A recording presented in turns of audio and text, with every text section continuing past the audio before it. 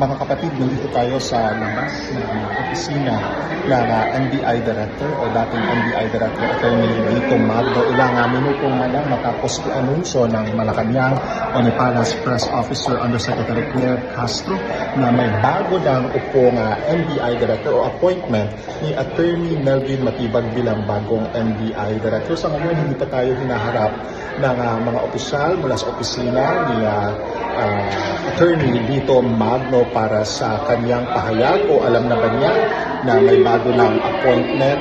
At sinubukan din natin kausapin si NBI spokesperson Palmer Malyari, pero sa ngayon wala pang official statement. At kanina lamang tuloy-tuloy yung labas-masok ng mga staff mula dito sa NBI, and hopefully makakuha nga tayo ng statement mula kay Attorney Rico Magno.